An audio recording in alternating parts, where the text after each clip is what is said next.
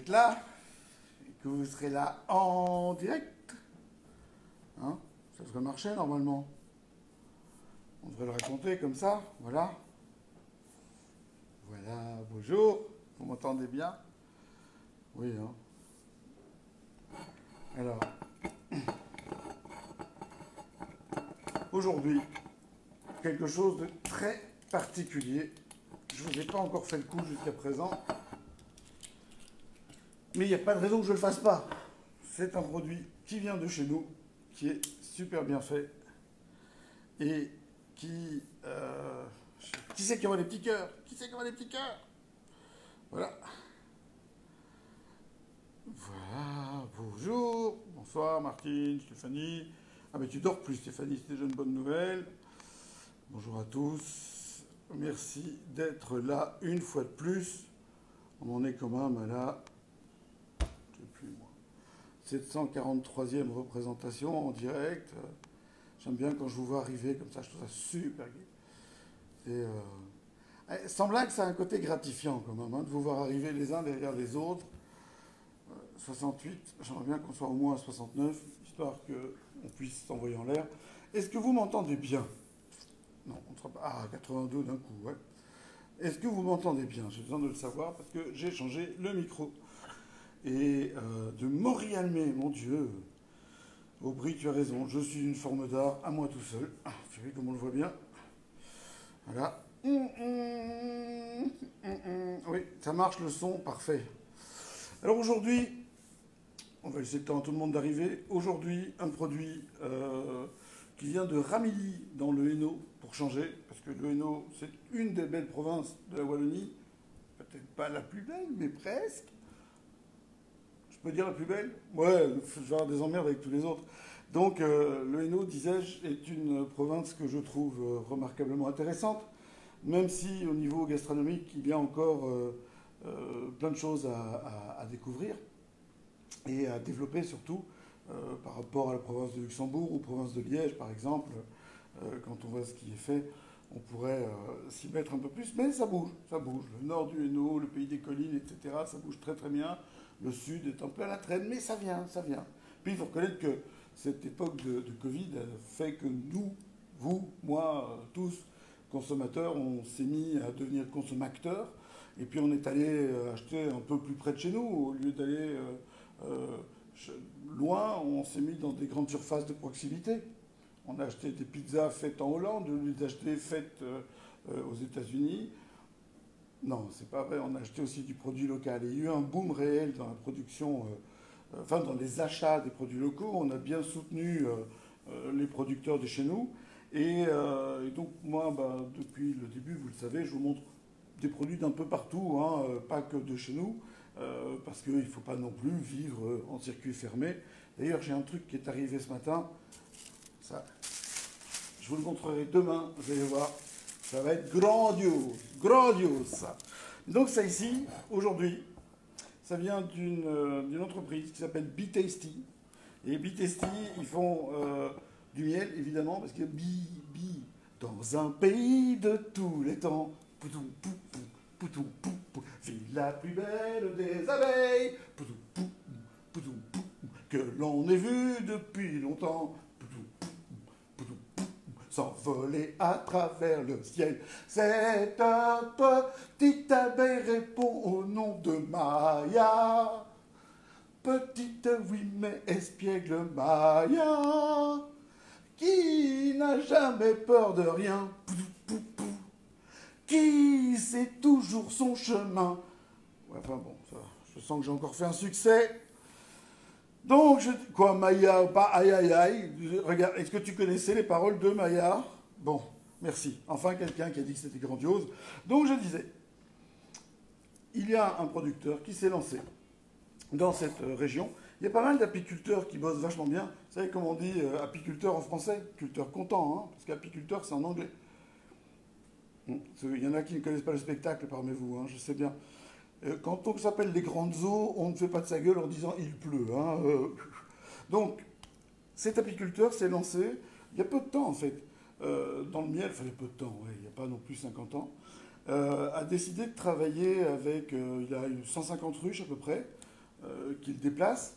Donc on a des miels de différentes saisons, de différentes époques. J'ai eu l'occasion de goûter, on l'a présenté samedi dans Les Bons Vivants, une série de miels assez particuliers, notamment celui-ci, qui m'a vraiment bouleversifié les boyaux de la tête. Je ne sais pas si vous le voyez bien. Est-ce que vous le voyez bien? Est-ce que tu le vois? Oui. Celui-là qui est un miel de pissenlit. Est un miel de printemps aussi. Oui, c'est pas facile à butiner le printemps pour une abeille, mais vous avez pissenlit par-dessus. Lente Honig, de pissenlit. Et en flamand, c'est Paardebloemshonig. Paardebloemshonig. Pissenlit, le fleur du cheval. Voilà. Et ça, c'est un miel qui dégage au niveau du nez, mais c'est absolument dingue. C'est vraiment hyper riche. C'est super bon. Vraiment, j'étais vraiment séduit et par la démarche du bonhomme et par le produit. J'en ai un autre, mais qui est plus abordable, qui est moins puissant, qui est aussi un miel de printemps, mais un miel toute fleur. Je ne sais pas si vous savez comment on détermine quel type de fleur il y a dans un miel. C'est jamais 100% d'une seule fleur. Et ce sont les fleurs que l'on trouve dans un rayon de 3 km de façon majoritaire autour de la ruche. Et c'est comme ça qu'on dit miel de bruyère si on balance les ruches dans des zones où il y a de la bruyère, lavande ou ce que vous voulez. Sachez simplement qu'il y a du miel et pour certaines plantes, notamment pour tout ce qui est sapin, c'est pas du miel directement, ce qu'on appelle du miela. C'est-à-dire que l'abeille ne va pas directement butiner et elle bouffe comment vous dire ça? Elle bouffe le cul des pucerons. Voilà. Et vous savez comment elles font les abeilles?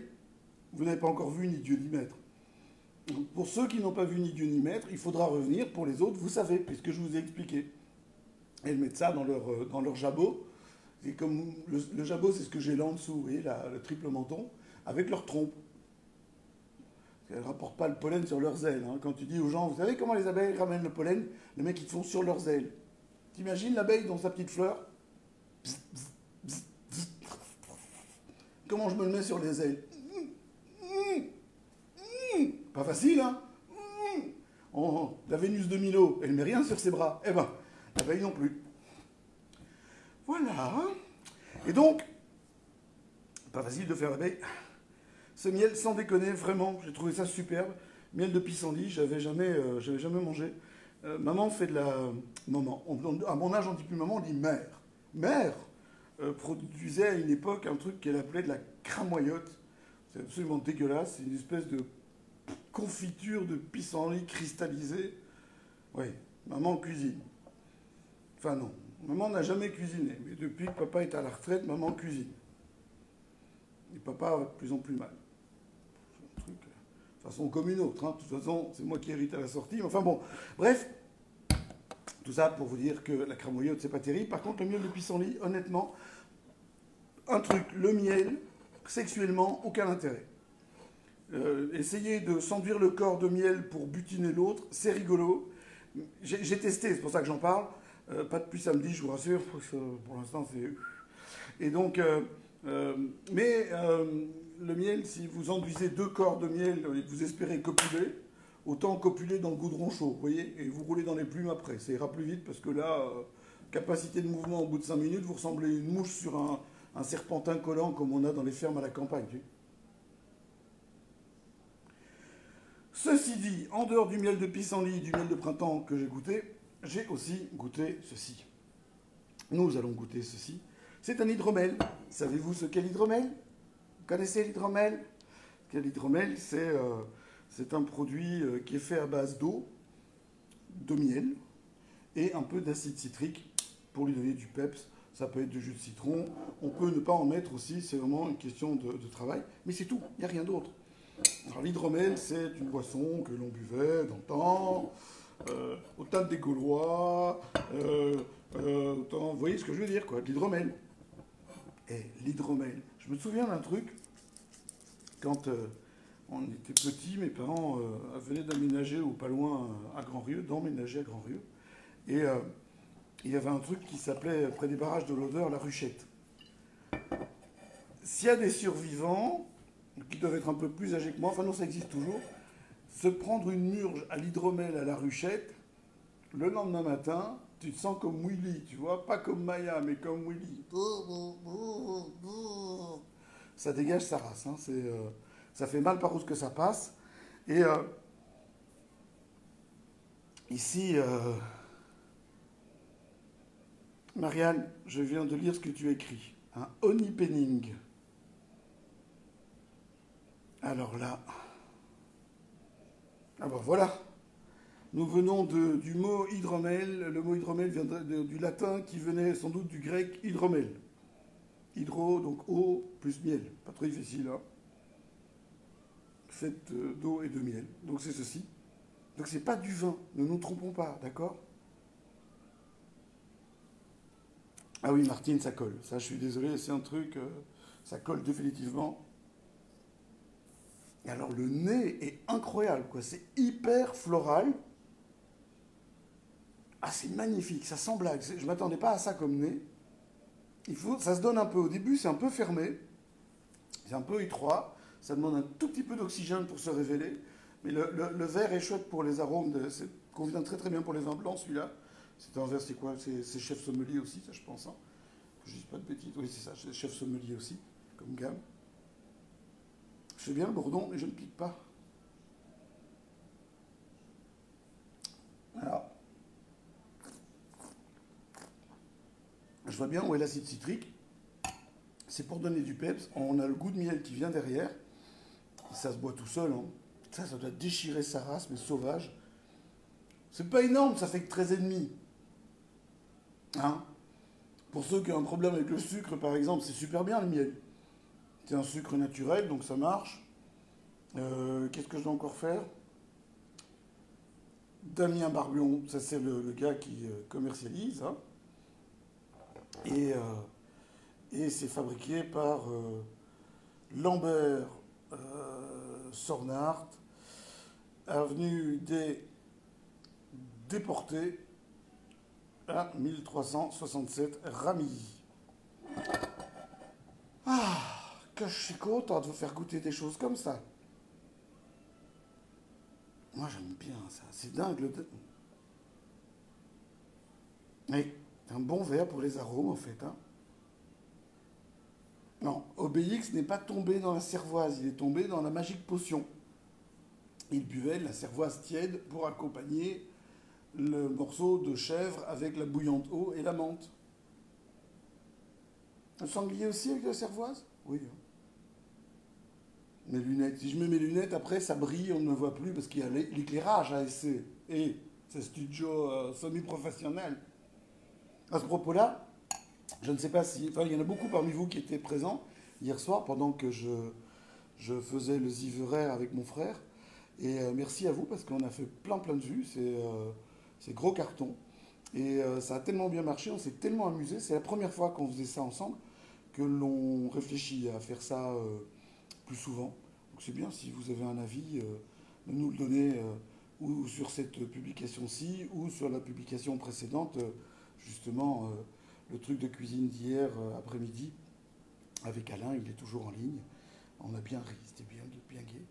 Il m'a fallu attendre, mais bon, c'est parce qu'Alain est relativement vieux, donc il faut du temps pour qu'il puisse venir de la campagne, etc., etc. Il m'a fallu attendre quand même quelques années pour pouvoir en arriver là avec lui. C'est la première fois en fait qu'on faisait ça. Et c'est bien rigolo parce que c'est là quand même qu'on voit qu'on est un peu frères.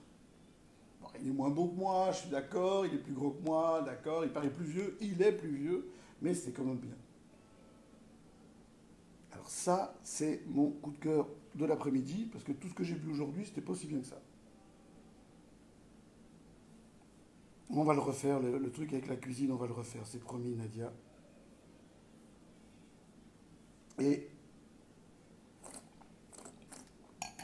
je peux vous demander aussi de penser à partager vite, tant qu'on est là, cette plaisanterie-ci, hein. Et comme d'habitude, quoi, vous savez, vous connaissez les raisons.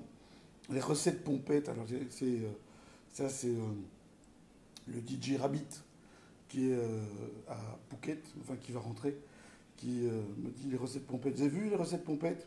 Vous connaissez? C'est un concept qui était rigolo au début, après ça devient chiant parce que c'est toujours des mecs bourrés. Nous on est cons sans être bourrés. C'est quand même un gros avantage. Alors, cette pompette, j'ai bu quoi cet après-midi?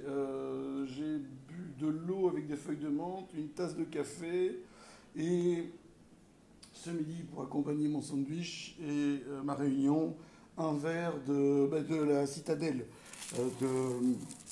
du domaine du Chenois qui me restait, et guère plus. Je passe pas mes journées à picoler non plus. Attends, vous êtes fous. Cette tenue d'athlète, vous croyez que je la tiens d'où, les gars? Vous êtes fous, quoi. Non, je peux pas. Donc, super bonnet. Bon, si vous n'aimez pas le miel, c'est comme tout le reste. Moi, je rencontre des gens, là, depuis que j'en ai parlé, qui me disent, ouais, moi, le miel, c'est pas mon truc. Euh, du miel, y a plein de trucs différents, hein. Je veux dire, il n'y a pas un miel comme il n'y a pas une bière et pas un vin. Il y a plein d'arômes et de goûts différents. Par contre, un truc important avec le miel, c'est que pensez toujours à acheter le plus local possible. Et pour le miel, c'est vraiment important. Il y a un trafic avec le miel vraiment absolument dingue. Des miels de marque qui viennent comment dirais-je, de n'importe où dans le monde, on ne peut pas tracer, ou miel de la communauté européenne, etc., etc. On ajoute du glucose dedans, on ajoute une série de saloperies. Honnêtement, ça ne vaut pas la peine. Il vaut mieux travailler avec un apiculteur de proximité, allez les voir, amenez les gosses avec vous si vous en avez. Ah, il n'était pas beau, hein. 600 piqûres. Il n'en est pas mort. 600 piqûres. Il vous laisse faire la reine. Dégueulasse, quoi. Donc tout ça pour dire que ne vous limitez pas à une mauvaise expérience avec le miel. Évitez les miels de grande marque. Évitez les miels sans étiquette, juste comme ça, miel de la communauté européenne ou miel, simplement. L'anagramme de miel, c'est, vous connaissez, hein, le truc où il y avait la machine qui avalait les papiers à l'entrée à Bruxelles quand il y avait un parc. Mélie, c'est l'anagramme de miel. Papier. Vous vous souvenez pas? J'étais traumatisé par ce truc quand j'étais petit.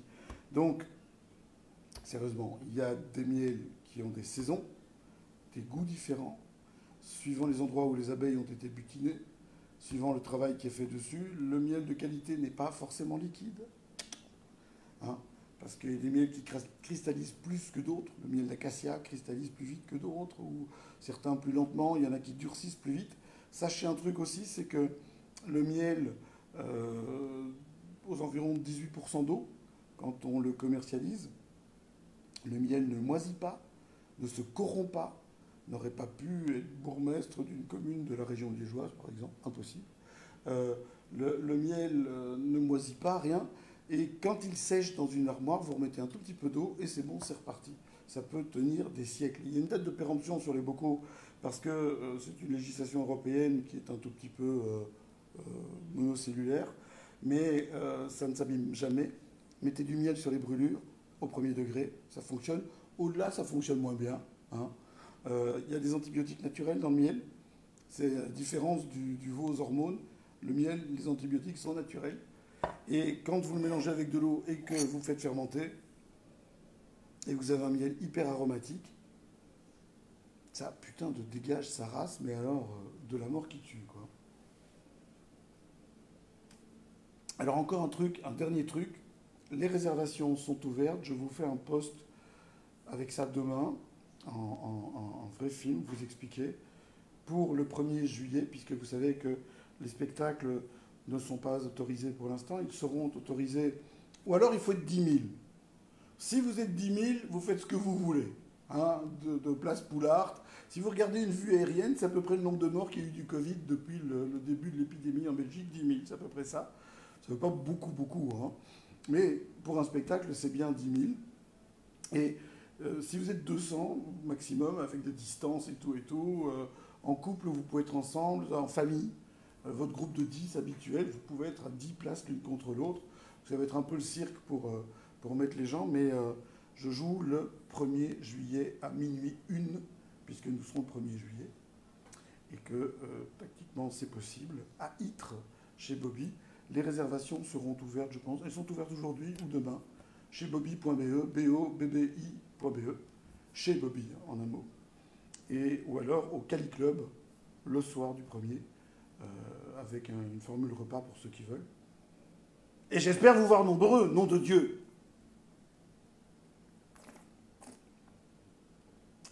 Il y en a parmi vous qui ont déjà bu de l'hydromel, ou pardon, qui n'en boivent pas. Imaginons. Personne, je regarde. Qu'est-ce qu'il a dit? Ah, Lionel, mais ça sort trop vite, j'ai pas le temps de voir. Bonjour Olivier. Promis, les infos, je m'en occupe demain, je vous mets tout en détail. Pas nombreux, 200, écoute. C'est mieux 200 que pas. Là, depuis le 15 mars, c'est pas. Même 50, moi je suis content, tu vois, à partir du moment où je peux jouer, je peux m'amuser, parce que c'est un besoin. Et encore, moi je ne suis pas un vrai comédien, je suis, comme a dit quelqu'un la semaine dernière, saltimbanque. Le seul truc qui me dérange dans le mot saltimbanque, c'est le mot banque, mais saltin, ça me va aussi. Euh, et quelqu'un d'autre, qui est quand même pas n'importe qui, m'a dit un clown lunaire. Je trouvais ça sympa aussi, j'aimais bien l'idée. Clown, j'aime bien, c'est très respectueux, et lunaire, c'est encore plus beau. Donc bref, quoi qu'il en soit, que ce soit 50, 25 ou 200, la quantité n'a pas d'importance. L'important, c'est que les gens qui sont là, seront là, pardon, soient là pour s'amuser, et que moi, je puisse m'amuser avec eux. Le reste, hein. Bon, voilà, comme ça, on a tout fait. L'hydromel, ça vient de chez Bitesty. Ce n'est pas vendu par John Eno, pas encore, à ma connaissance. C'est Bitesty, donc en un mot, B-E-E, Testy, T-A-S-T-Y.be. Vous ne pouvez pas vous tromper. N'hésitez pas à partager. Non, je m'en vais, je m'en vais, je m'en vais. Je m'en vais. Au revoir Maggie, je viens de terminer. Maggie, je viens de finir. C'est fini, je coupe.